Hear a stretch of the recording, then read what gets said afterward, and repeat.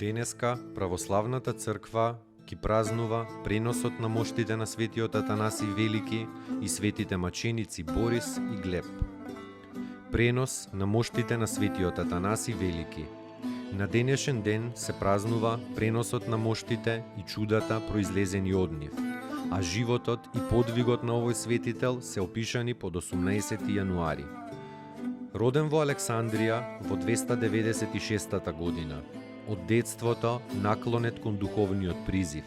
Беше ѓакон кај архиепископот Александар и го придружуваше својот архиепископ на првиот Вселенски собор во Никеја. На овој собор многу се прослави со неговата ученост, благочестие и ревност за православието. Многу придонесе за побивањето на Ариевата ерес и за утврдувањето на православието. Го напиша символот на верата кој на соборот беше усвоен. По смртта на Александар, светиот Атанаси беше избран за архиепископ Александриски. Во архиепископскиот чин остана над 40 години, иако не беше цело време на архиепископскиот престол.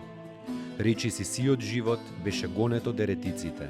Од царевите најмногу го гонеа Констанци, Јулијан и Валент, од епископите Евсеви и Никомидиски со уште мнозина други, а од еретиците Ари и неговите следбеници. Беше принуден да се крие од гонителите дури и во бунар, во гроб, во приватни куќи и во пустини.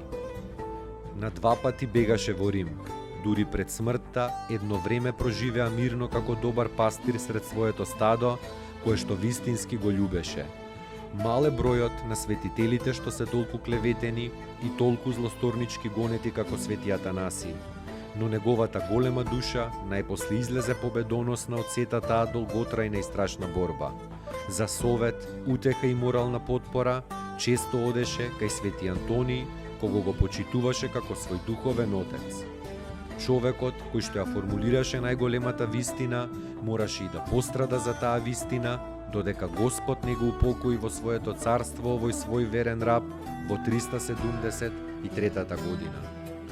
Светите маченици Борис и Глеб, синови на големиот кнез Владимир, покровителот на рускиот народ. До своето крштение Владимир имал многу жени, и од нив деца. Борис и Глеб биле браќа од една мајка.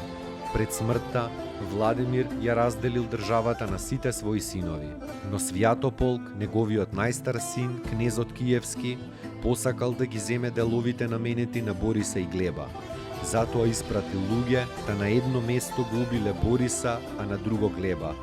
Овие двајца браќа биле необично побожни и во се богоугодни и ја сретнале смртта со молитва и воздигнување на своето срце кон Бога. Нивните тела останале нераспадливи и благоухани и биле погребани во градот Вишгород, каде што ден денешен од нив излегува благодатна сила, што ги исцелува луѓето од разни болести и маки.